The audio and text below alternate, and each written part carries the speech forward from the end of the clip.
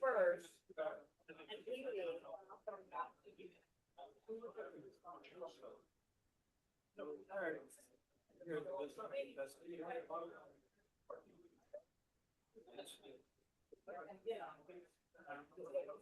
Almost something.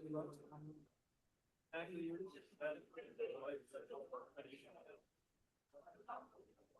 and I thought, oh, sure, so five, I don't know.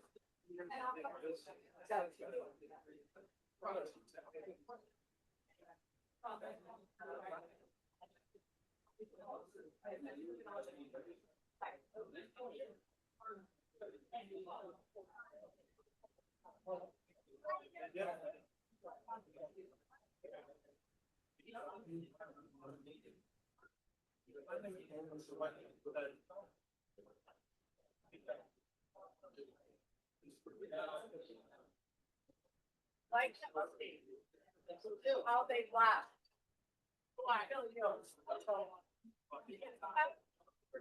Well.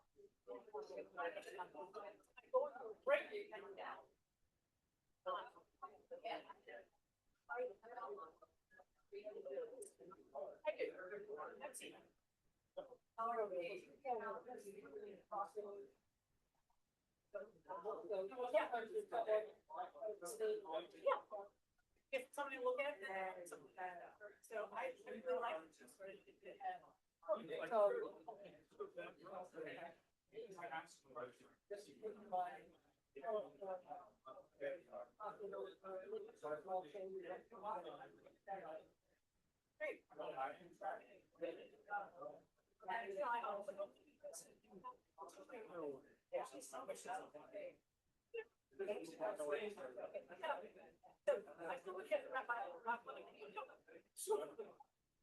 It's okay, right, your head wrapped around your feet. It's like something else.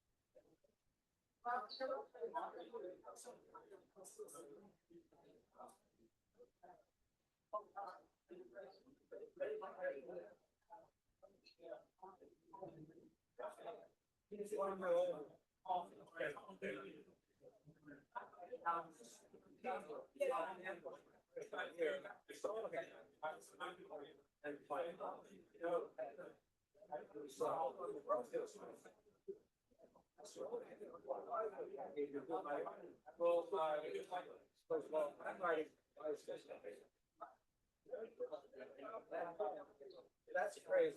That's crazy.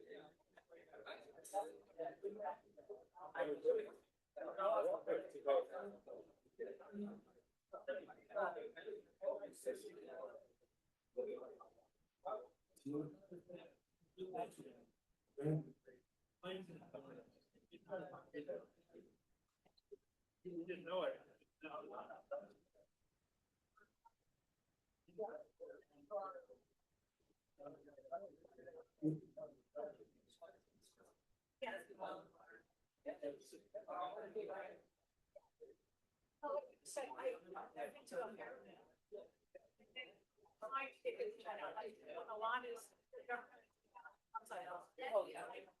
But I also like this was travel. Yeah.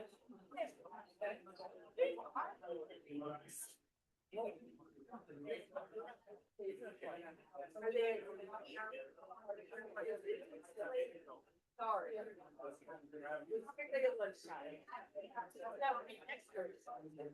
So there's actually one. It's just.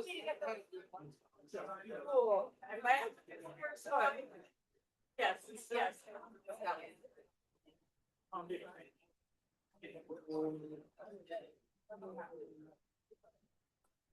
Good afternoon.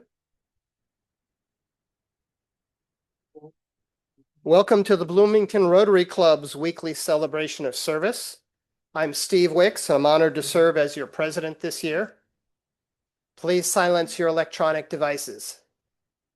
On this day in history, May 19th, 19...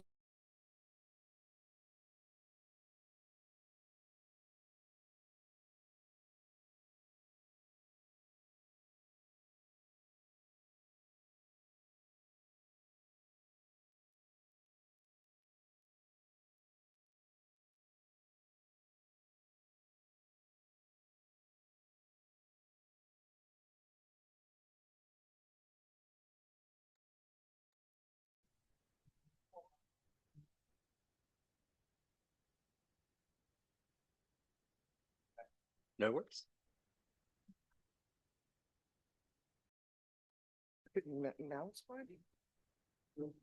Sally, can you hear us? Okay. Good afternoon. Psalm 118:24 says, "This is the day the Lord has made. Let us rejoice and be glad in it."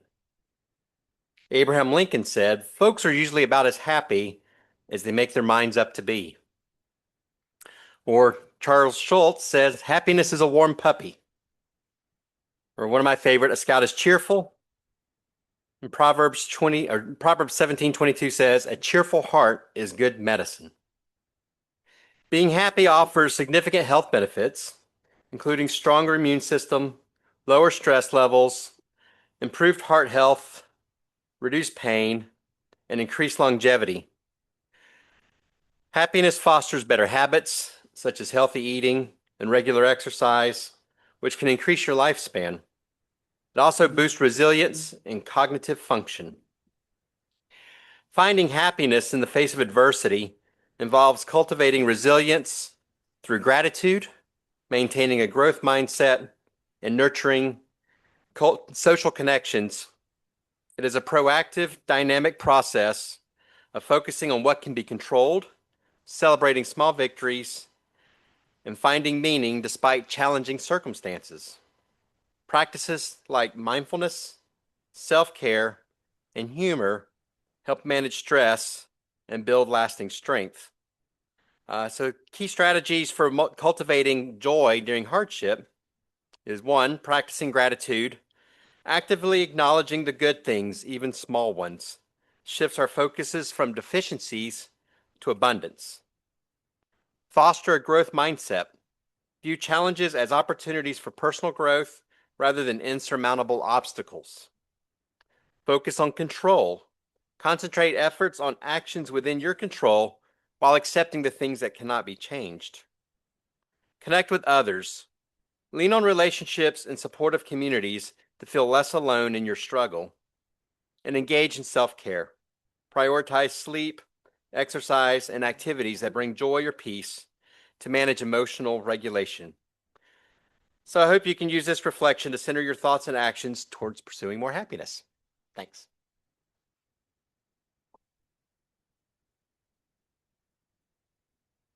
Thank you, Randy.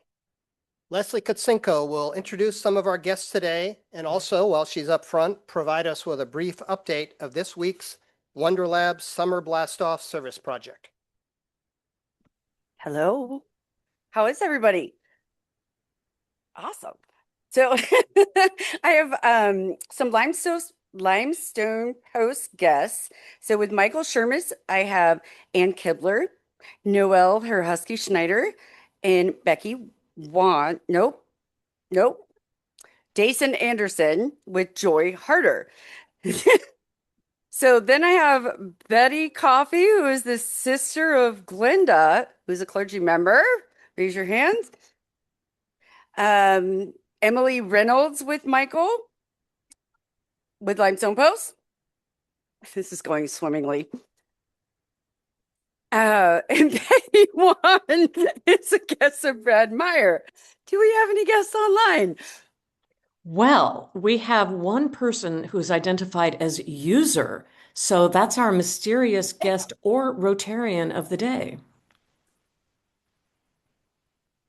That's all, folks. Summer blast off. Summer blast off. Okay, so we're getting ready for summer blast off, which is from 3 to 8 p.m. outside at Wonder Lab. We need volunteers for the Rotary to hand out STEM kits. All of the STEM kits have been completed or will be completed by the end of today. So you don't actually have to assemble anything. You don't have to create a science project. We just need to show up and be Rotarians for service. Where it's in a shaded area, you don't have to bring anything. We have chairs, tables, all the banners are coming, etc. You just have to bring yourself.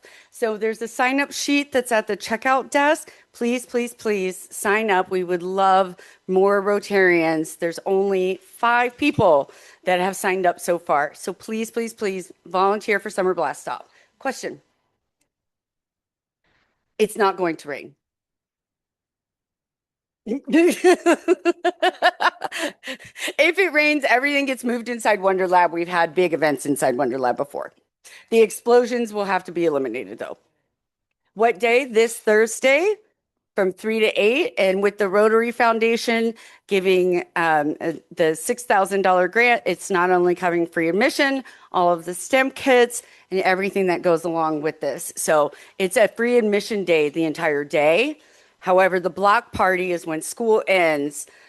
We have everything from the STEM bus, the ROI bus. We have all of the local museums, including Monroe County History Center, the Terre Haute Children's Museum. We have Wesselman Woods coming, Parks and Rec, the library, Morgenstern's, Bloomington Fine Arts, and I know there's more. So it's going to be a big party. Thank you.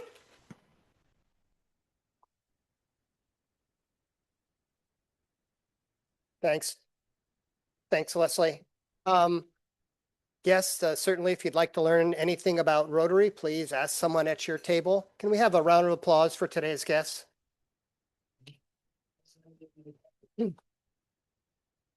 And Sally, you know, the phrase Big Brother is listening. When you find out who unknown user is, let us know.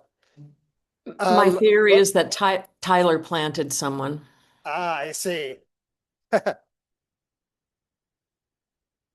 Birthdays. We have a number of birthdays to observe today. Tomorrow, Melinda Cedar and Alice Zollman. On the 21st, Marcy Hibbard. On the 24th, Tina Swanson. And then Bill Brown has a birthday on the 25th. We also have some anniversaries to note. Jim Griffith, 1 year tomorrow. On the 22nd, Maria Carrasquillo, 1 year. On the 23rd, Gerono Rotich, 3 years. And on the 25th, Marcus Debro, 5 years. Tyler, can you fire up the PowerPoint?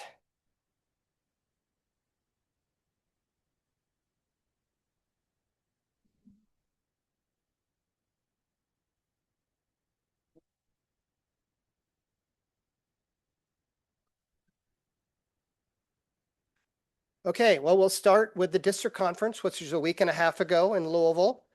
3 districts, Kentucky, Tennessee, and Southern Indiana.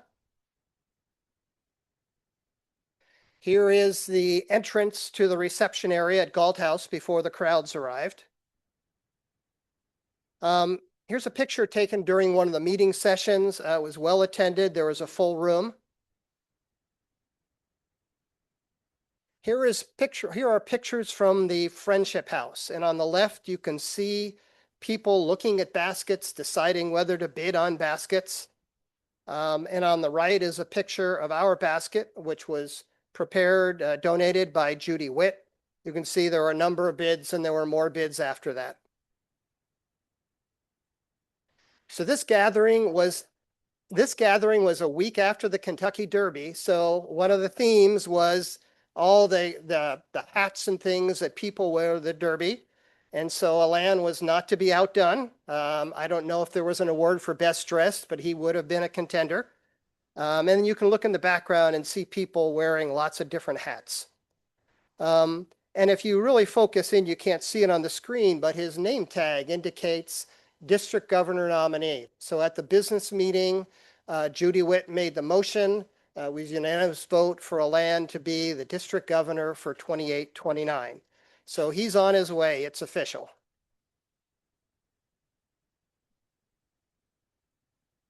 So here's a picture of us winning the Club Excellence Award. It was called something else years ago. This is something that we won last year. My guess is we probably win it every year. Handful of clubs receive this award. It's based on you set goals at the beginning of the year. You're allowed to make a few changes. And then if you meet 13 of the 24 goals, you get the award. And here is this. So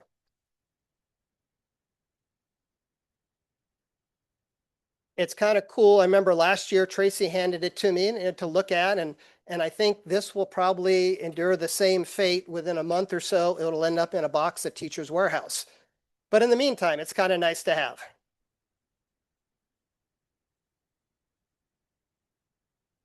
So social event. So Saturday was all business stuff, informative sessions. Friday evening, there were 4 different outings. One was the Louisville Slugger Baseball Museum. Alan, my wife Lisa, and I went to the Peerless Distillery, which is a craft distillery just a few blocks away from the hotel. So here are barrels of bourbon aging. And then the last thing we did on the, yes, they even aged as we watched. And the last thing we did was go to their tasting room. So they had a tasting room. You'd go in and you'd get 4 small servings of rye or bourbon. And this is my wife, Lisa, after the tasting. Lisa's slumped on the bar, and then from here, I carried her back to the hotel. This picture was posed. My wife and I are both lightweights, and just to make sure there was no club money being used to buy bourbon. So highlights, the Friendship House raised $14,000 for the Rotary Foundation, money used to eradicate polio and to do international projects. We donated a number of shoes. Some of you donated your gently used and new shoes. Lots of other Rotarians did the same. They had a box on each floor for shoes, and they were always full. So I don't know how many shoes they left with, but there was a bunch. It was an interesting meeting Rotarians from Indiana, Kentucky, Tennessee. The Tennesseans had very deep accents. So it was interesting. Sessions were informative, and the social outings were fun. Louisville was a really fun place to have it. So let's move to a celebration of service, and let's look back to last week. And Scholarship Committee has traditionally been one of our stronger committees. This year was no exception. And we had a really upbeat, joyful session last year, but that starts with a lot of work. So here's a picture from one of the planning sessions. I think Jim Shea took this picture. Jeff Richardson was one of the co-chairs. Jeff is a wonderful host. So if you attended this meeting at Jeff's house, look at all the food is served. Jeff has been on our club board. He's leaving at the end of the term. Always brings cookies to the meeting. Jeff is a guy you want to have in your organization. So here's a more traditional meeting with some of the club members talking about scholarships. Like I said, there was a lot of planning. I want to say they had 9 finalists and they had to get down to 4. And that was really hard because they liked the 9 individuals they had. So the scholarship committee, Jonas Chang and Jeff Richardson were the co-chairs. Jeff Bradley, Diana Hoffman, Steve Engel, Tim Jessen, Sandy Keller, Leslie Kutsinko, Connie Shakalis, Jim Shea, and John Zodi. Hopefully I didn't miss anyone, but can we have a round of applause for our scholarship committee?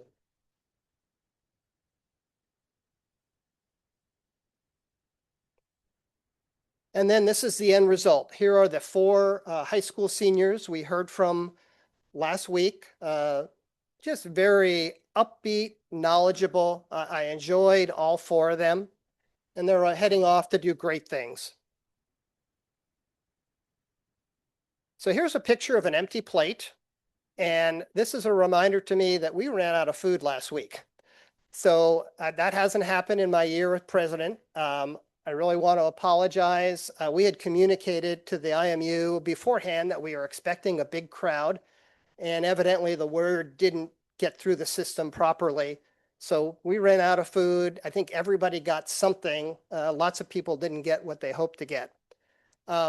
So the IMU was very apologetic, but I will want to remind the group that for a group our size, when we eat somewhere, if you go other places in town, they want a fixed number a week, 5 days ahead of time. Okay. The IMU lets us roll with whomever comes in because we just fit into the other things that they're doing. So that's really convenient, and sometimes it's easy to forget. So now we're in the summer, there were fewer things going on, so they're having to adjust to their workload. But anyway, so sorry for running out of food. I see, yes, and Tracy does say that it definitely keeps the cost down.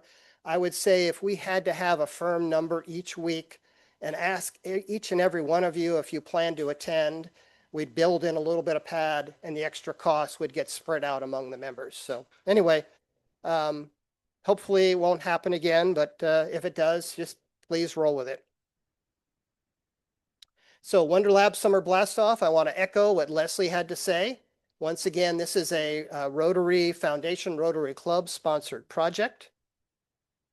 Here is the kit. You can see the glowworm. I've already helped assemble some of these kits. It was kind of cool. And here is the what Leslie shown, and the actual sign-up sheet is there, and Leslie's sitting here at the front table. So other things going on. Business After Hours is on the May 21st, Central Supply Company, 1150 Sunrise Greeting Court in Bloomington, 5:30 to 7:30. So after you volunteered at Wonder Lab, you can go to Chamber Business After Hours, or you can go there and do work cleanup at Wonder Lab. We Rotary Club members attend free of charge. So 5th Annual Refugee Summer Pitch-In is this coming Sunday, May 24th at the Upper Cascades Lions Den. Refugees, volunteers, friends are welcome. Bring a dish to share if you can. I don't see Cindy Neidhart here today, but probably Sarah Laughlin or Dave Meyer can help if you need more information. One thing to note, I think that the bridge from Lower Cascades to Upper Cascades is now out. So if you want to get to the Upper Cascades Lions Den shelter, you need to get there from Kinzer.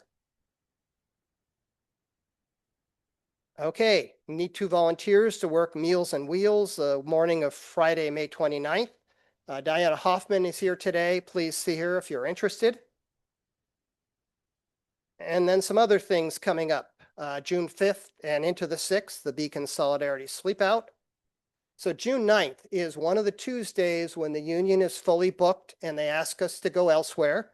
And so that day we're meeting at the Neil Marshall Black Culture Center.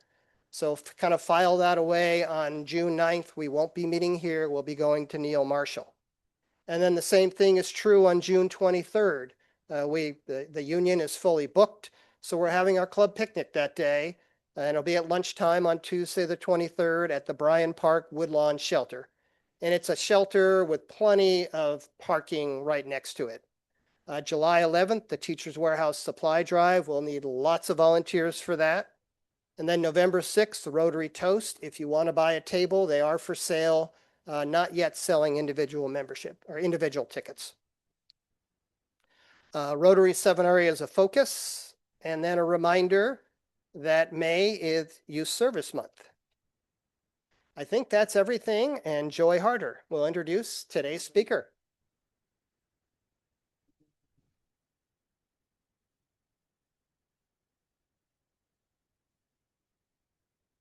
Thank you, Steve.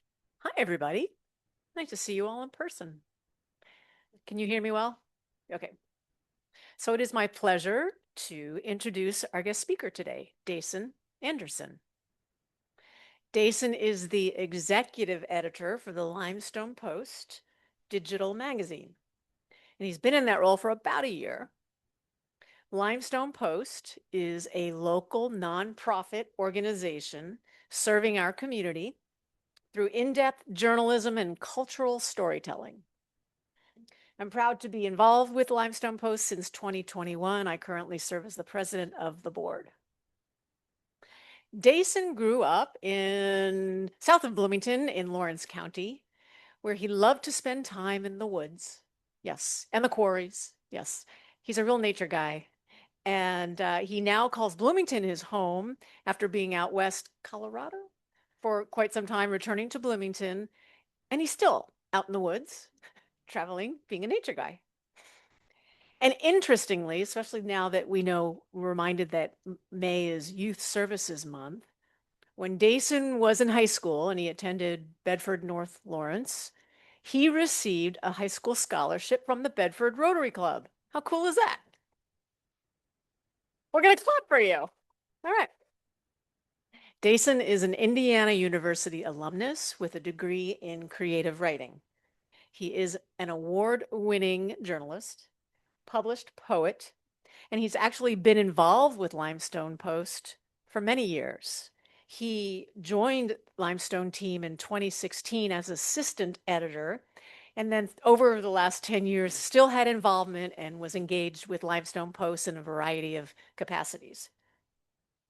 For the past 2 years of note, Limestone Post contributors, so I mean writers, including Dason, have received back-to-back Best of Indiana Journalism Awards from the SPJ. SPJ is the Society for Professional Journalists. And we're quite proud of Dason and our other writers who have distinguished themselves with some excellent in-depth writing. I don't know if Dason will remember this, but when we met about a year ago, you said that being the executive editor of Limestone Post would be your dream job. And he's fulfilling his dream. He really is. Dason is enthusiastic, he's creative, and he will lead Limestone Post into the future and help us grow and expand our service to the community and help us all stay informed, engaged, and inspired.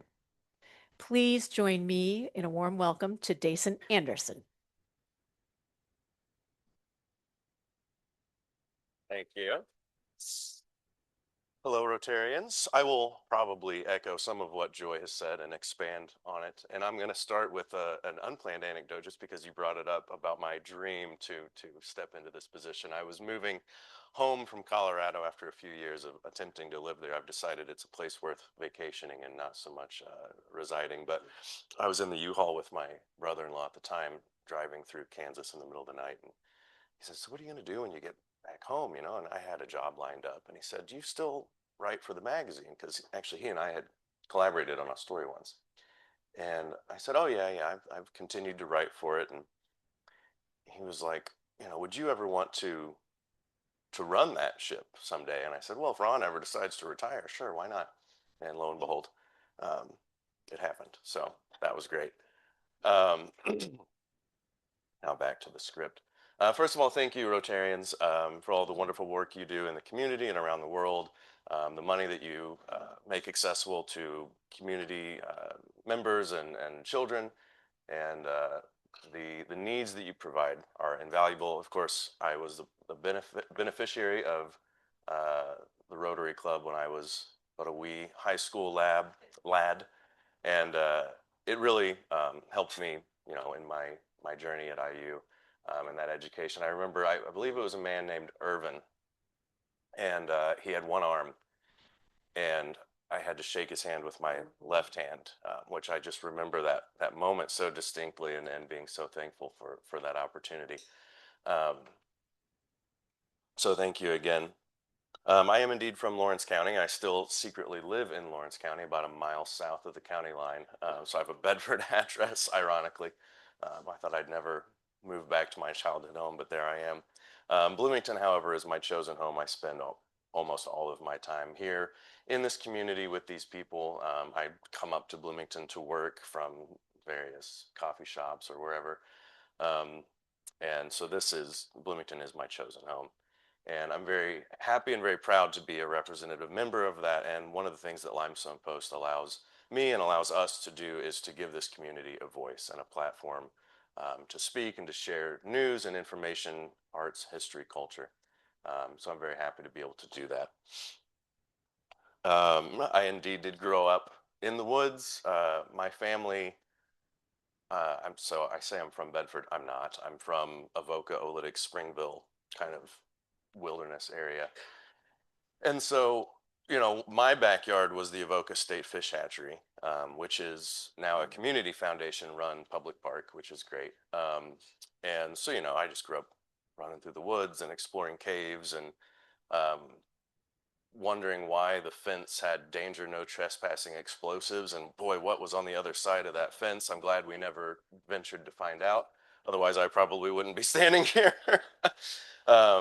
But, that was just part of growing up in the quarries. And on the other side of the highway, my family's from Oolitic, and we lived my grandparents lived on the dead end street that used to be Highway 37, and it dead ends at a cliff at the Indiana Limestone Company. And, it was common practice to just jump off of a giant cliff into dark, deep, mysterious water and go swimming. So again, amazing that I'm standing here before you today, given the adventures of my youth. But it instilled in me a great love, not only for this industry that has shaped so many of these buildings, the one in which we stand now, so much of this campus, and so much of this town and state. Growing up in the limestone quarries, I say quarries instead of quarry. So, all right, I think it was a common misnomer around these parts, but it gave me such an appreciation for the history and the industry of where we live here in Southern Indiana in the Limestone Belt. And it was a lot of fun. Let's see. So I attended IU, where I did major in religious studies and got a minor in creative writing, technically. But that was kind of my passion and my pursuit. I started with poetry, and in fact, this hallway adjacent here to the Georgian room, there's restrooms down at the end.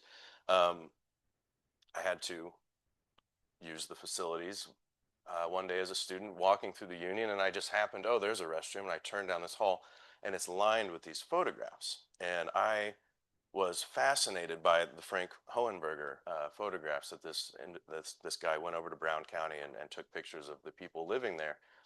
And I really had to pee, but I also had to really get to class. So I kind of was like, oh, those are cool pictures. And I came back soon thereafter. And I spent, I think, 2 or 3 hours at night one time with my notebook. And I think there are 27 photographs. And I just stood there and I wrote a poem about each one. And I did that because I am so invested in the stories of this area and the history of this area, and seeing the photographs of those people. It's going to make me cry because there's this one of this old woman on a porch. You got to go look at it. And just the humanity in those photographs sticks with me to this day. So I was so happy when we got here. I was like, oh, it's in the Georgian room. I can look at those photographs again. So that was awesome. One of the things I did in IU was co-facilitate or co-host a poetry reading, a group of poets. We got together and we did this for almost, I think, 3 or 4 years. We published a zine. That was my first foray into publication. We did 6 runs of a zine. And as IU students, you are allocated printing pages that you can go to the library or wherever and print. So when our poetry group wanted to do the zine project, we asked all of the members of our poetry club to donate their page quota. And so we just ran off dozens of copies of these zines. And we were in the Herman B. Wells Library, my friend Pierce and I, just commandeering printers and just printing off stacks and stacks of pages of these zines, and had a big stapling party, and it was a lot of fun. But we would do poetry readings most often at what was Rachel's Cafe, is now Uncle Wang's Alley there on 3rd Street by the police station. So that was a wonderful space that they allowed us to use every month. What did we call it? First Thursdays, I think, is what it was. We would do poetry readings on the top of parking garages, in caves, wherever we could find a spot to read poems to each other. And so that was just another way that I early on got involved with the voices in my community and learned to love and appreciate the art that comes from collaborative storytelling.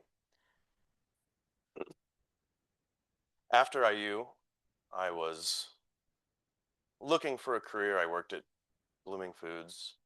I was an independent gardener, landscaper, and sticking with the limestone theme, I put up posters at Blooming Foods for hire, the limestone garden gnome. Thank God that didn't take off. But I did have a few private clients. Doug Wissing, who some of you may know, a journalist. So that kind of got me, oh, journalism, that's an interesting. I would speak to Doug after working at his house. And again, just got my hands dirty and invested in the community and continued to get deeper, more deeply knitted into the fabric of Bloomington. Then in 2016, I wanted to get more involved in writing, and I thought, well, maybe publication or publishing and editing or journalism would be an avenue of pursuit. And a friend of mine very briefly was I think, marketing and advertising person for Limestone Post in 2015-16 when the magazine got started. So I hit him up and he connected me with Ron.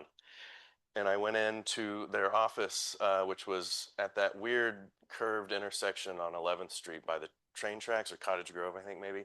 I think now it's a yoga studio. At the time, it was kind of a half unfinished blue building. And I go in there and they sit me down at the desk and they give me a laptop with an editing quiz on it. And I passed. And they gave me a cheat sheet of editing shorthand, which is still in my backpack now, with the notes in the margin. And so that was kind of my beginning with Limestone Post. Ron Eid and Lene Sawinski started Limestone Post in 2015. At the time, it was a for-profit publication, and we're an online digital magazine serving Bloomington, Monroe County, and surrounding areas. Ron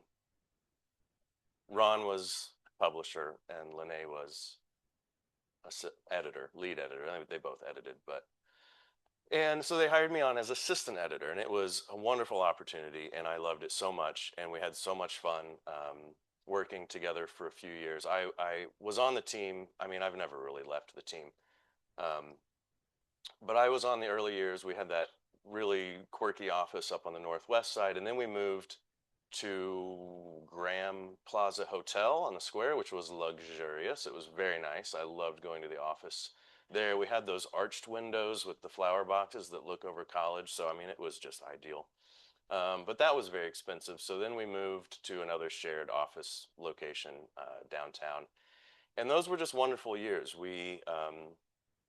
Not only was I assistant editor, so I was working on stories from people in the community like Michael Glab and Lori Borman and Ruthie Cohen and many, many others. And very likely, I probably worked on a story of yours in the early days and didn't even realize it.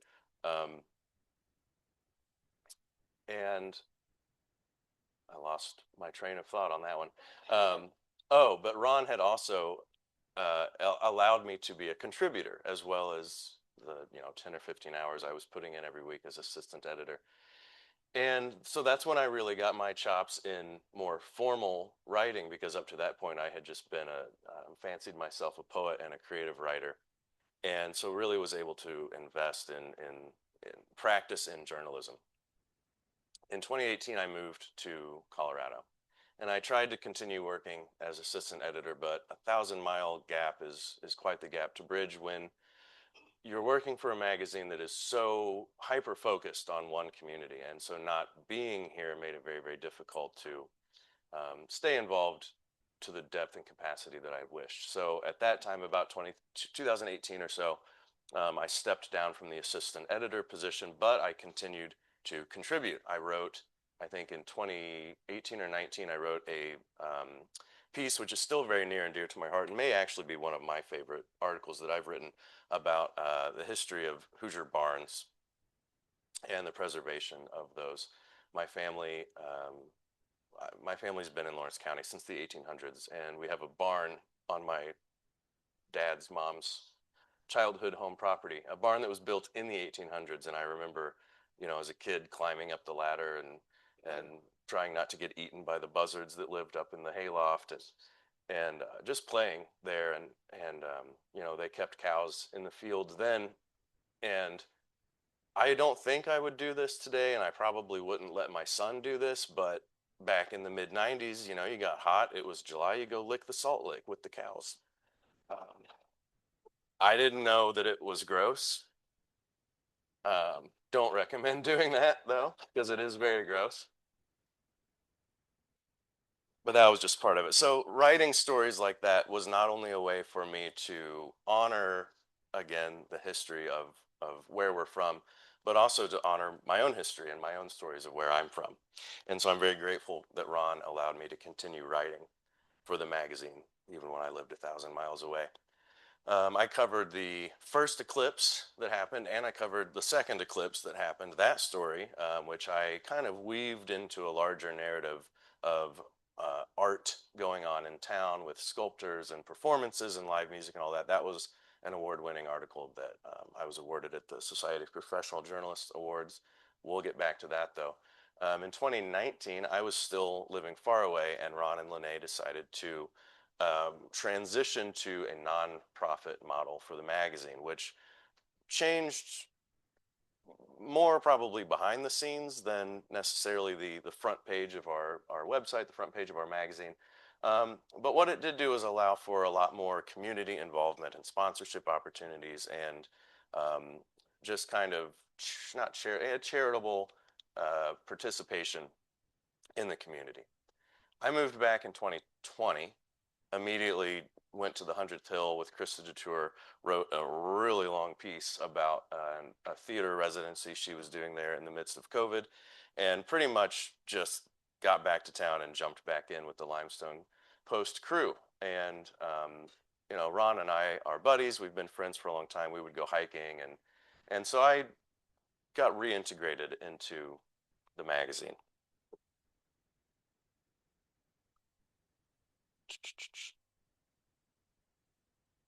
I did, however, miss out on the Sense of Place publication, because that's our one physical magazine, kind of a coffee table style magazine book. I was somewhat involved, but I was living in Colorado at the time, and so they published it while I was away. Someone, I didn't catch your name and I apologize, but somebody asked me, where did you print it? And I said, I don't know. And are you printing more? I hope so. If we need, and we would love to. We would really love to do another print edition. However, that does require a lot of money. So maybe that will be an opportunity we have in the future. But for now, you'll have to visit limestonepost.org to see all of the stories that we publish. I try to publish weekly, twice if I can. We're not consistent with that by a rule, but I like to. And each of our stories is going to be covering a topic of maybe what's happening in the news scene, what's happening in the political scene, the economy, the education scene here in town, local government, county government, maybe adjacent county governments. We're also going to cover the arts and the culture and lifestyle. We're going to tell stories about the people that live here and feature the artists who work here and the nonprofit organizers who strive to make this community the wonderful, impressive, amazing community that it is. And what sets us apart in the local news scene from, say, the Herald Times or what the work that Jeremy Hogan and Dave Askins do is we're not daily news. We're long-form investigative journalism. So we spend time with our stories. We spend time with our writers. There's a dialogue that occurs that goes back and forth when we're in the editorial process, so that we can really craft the best quality, deepest diving look into the stories that are being told. I say deepest diving because one of the things we have done in the past was our collaboration with WFHB. We did the deep dive series where FHB would, we would write a story, long form investigative journalism story on food pantries or many topics that we covered, housing. And then WFHB would air a radio segment on their news program. good news is we are bringing back a similar project that is as of yet unnamed, but we will again be collaborating with WFHB to do an even bigger news program. And it'll follow a very similar model. We will do an investigative journalism piece. WFHB will do a joint broadcast piece. But the difference this time is that we are going to continue to go even deeper and engage even further with that story by bringing on perhaps the person who wrote it, the contributor, maybe someone who was interviewed, people from WFHB, and we will have a roundtable discussion and provide our community with an even deeper look at what's going on. So that's one of the projects this year that we're very, very, very excited about. We've applied for some other grant opportunities, waiting to find out if we'll be awarded those. And if we do, that will be wonderful. It will increase the number of stories that we can write. But we've got a very full editorial calendar. Aside from the grant opportunities, I am so excited to be able to work with contributors to the magazine that have been writing for us for many, many years. Steve Hennefeld, Ruthie Cohen, as I mentioned before, Michael Glab is still one of our regular contributors, and we all know he's such a talented individual and storyteller. We've got a really good one from him coming out. But also new community members and people who are eager to try out their hand at journalism, or maybe it's friends that I had from back in my poetry collective days or my IU days. And being so integrated in this community for so long has allowed me to really tap into the talent that Bloomington has and fill our magazine with wonderful stories. While I'm at this point, I do want to shout out our staff and our board of directors. Noelle and Anne and myself are the staff of Limestone Post, and I really could not do this without the two of you. So immense thanks and graciousness. And then, of course, our board of directors, Joy and Emily, who are here today, undoubtedly work harder than I do to keep this magazine alive and to keep it thriving. And the effort that you put in is invaluable. And your volunteers, which is amazing. So I appreciate both of you. When the magazine, and I'm almost on time for the Q&A, so I'll wrap it up here. When we started out right, am I good on time or am I over? Good, okay, perfect. Writers with a voice, photographers with a vision was the original motto for Limestone Post magazine. And we stand by that. We still are a place for that. But now, as we move into our 10th and now 11th year as an organization, with a new executive editor, Ron has finally slipped away into retirement and obscurity, and no one has heard from him in months. No, that's not true. I saw him last week. But we're taking on a new approach to inform, engage, and inspire our readers, and that is something that we all thought about very hard, and that I feel really captures our mission as Limestone Post: to inform our community, to engage with our community, and to inspire our community to do more, to contribute more, to write more, to tell stories more, to do what you Rotarians do, and keep community alive. And I'll just wrap this up quickly. Again, yeah, we went to the SPJs this year, SPJ Awards this year, and won again, as we do every year. So congrats to us. We have a new website. We switched from a .com to a .org, which I think is important. We also shortened the URL from limestonepostmagazine.com to limestonepost.org, so you can get there a lot quicker. I could speak about our partnership with the Arnold Center. They did a big story for us last year, and they're going to do another one for us this year. And it's always great to partner and collaborate with students here at the university. So that's another community partner that we're very happy to have. We're growing. We're getting new readers and new subscribers all the time. We just got a new subscriber this morning. If it was one of you and I forgot your names, I'm sorry, but thank you regardless. And lastly, I'll just say one of my goals when I came on as executive director is I was thinking of, what can we do differently? And I wanted to establish columns. We now have 3 columns. I can only take credit for 2 of those. Ruthie Cohen's Stirring the Pot cooking column has been going on since day one. I think it was legitimately one of the first articles that ever got published was one of her first Stirring the Pot columns. But we now have Stephen Higgs doing an environmental column for us, and Steve Hinnefeld doing an education column for us. So we're off to a good start with me at the helm, and I'm happy to take any questions you might have.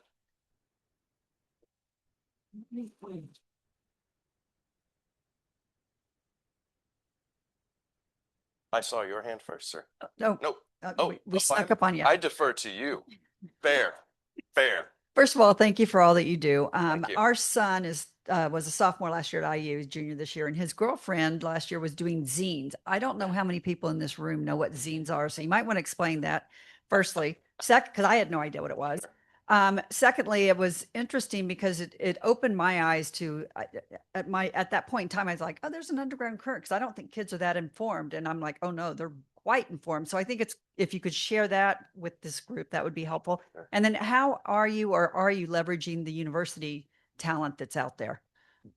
Thank you. Those are very good questions. Zines.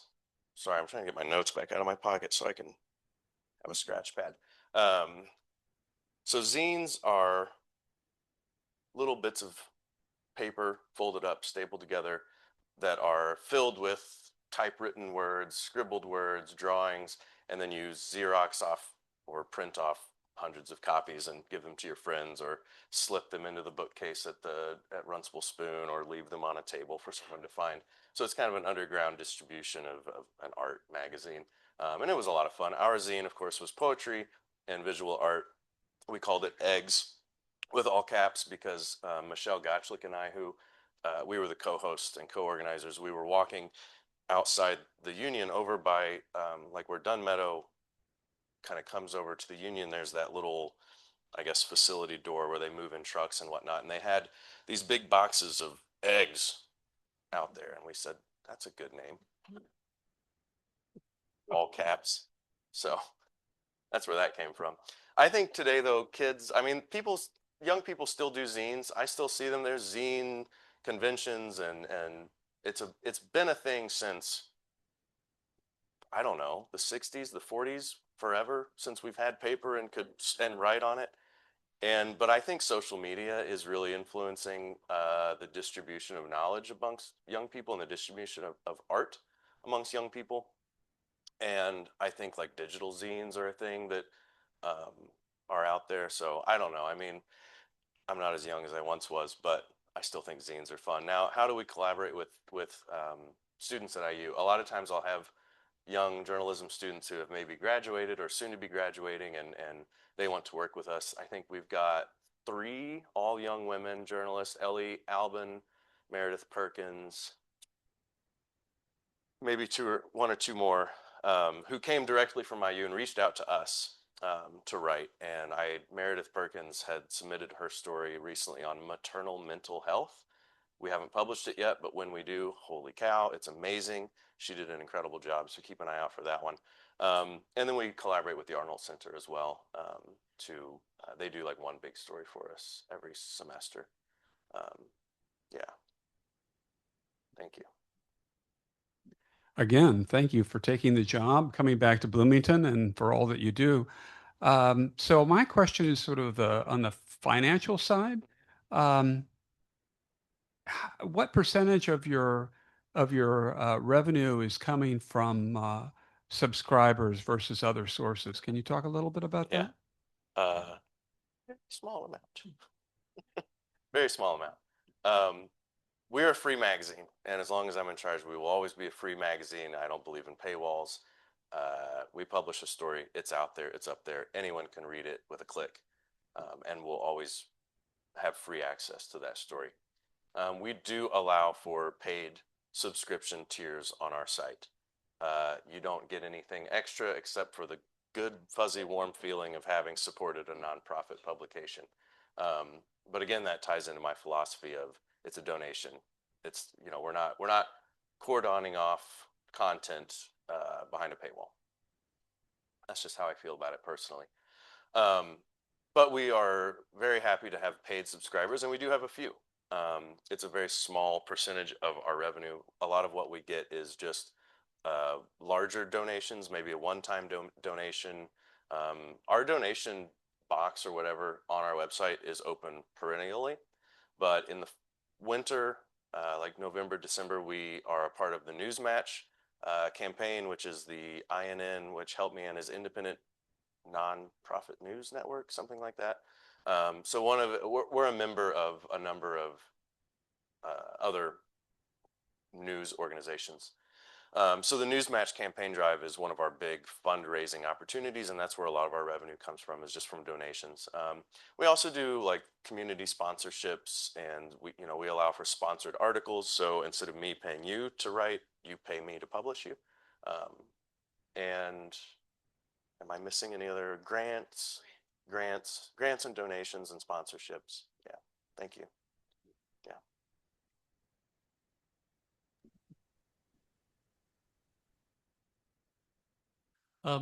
I'm just curious if any of us have a subject that might be of interest to your post for publication. How do we contact you? Absolutely. This way. Yeah. No, you can visit our website, and we'll have contact pages on there. My email is editor@limestonepost.org. And yeah, visit the website, email me directly. Also, that's my personal phone. So, after 8 p.m. No, just kidding. You can text me. It's fine. Well, first of all, thank you for your family for preserving the barn. Yeah. Thank you. In Indiana, we seem to tax people on what are just not farms not using those barns, but they're being taxed. Yeah. So that causes them to take them down. Mm-hmm. So we need to do something legislatively maybe to stop that. Yeah. There's a few historical preservation societies, especially, and ones that particularly focus on barns, but there aren't many left of those structures standing.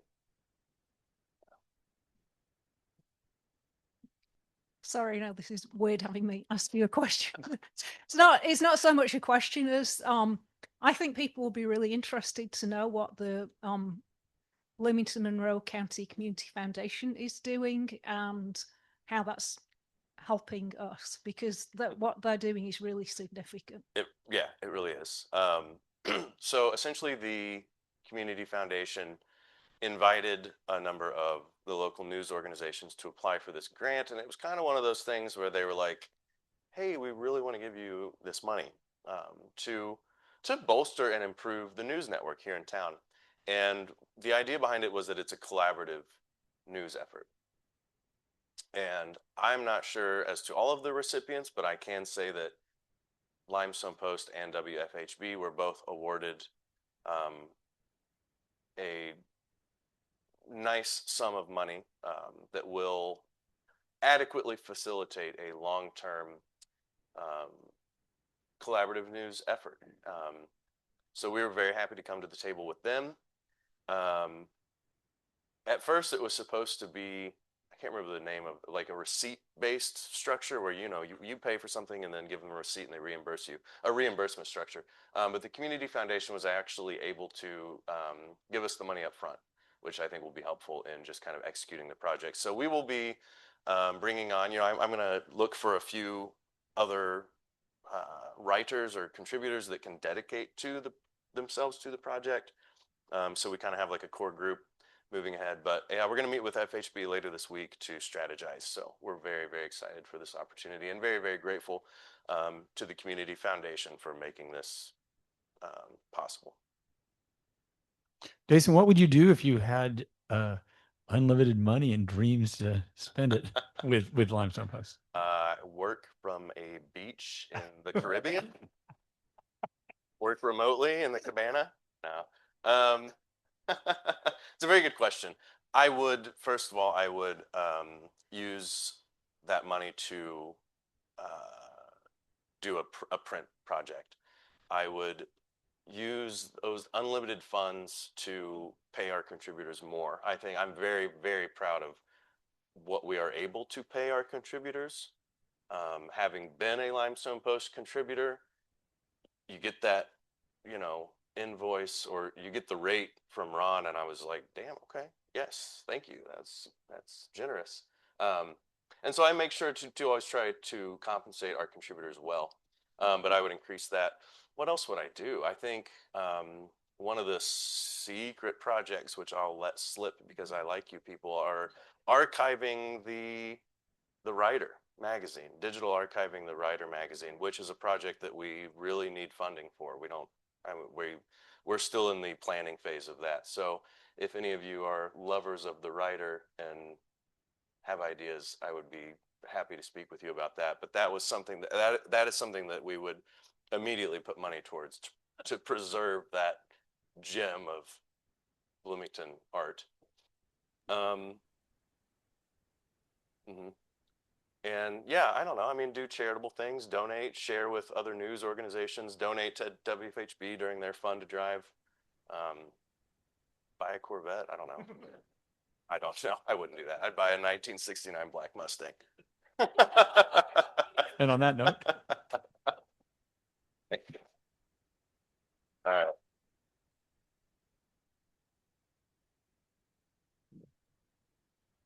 Jason, Thank you. Appreciate it. When I was here as an undergraduate, I remember stumbling across the photos in the hallway. And so I was really thrilled when I came back here as a retiree, and many of those same photos were up. But I never thought about writing a poem about each one. So yeah, 27 poems, very impressive. So in honor of your talk, a donation will be made this quarter to Wheeler Mission.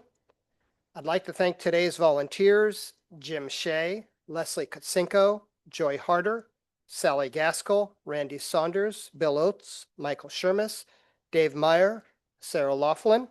I'd also like to thank our Zoom and audio producer, Tyler Martin Nichols, who regularly bails us out during meetings. So our next meeting will be here in the Georgian Room next Tuesday, May 26th.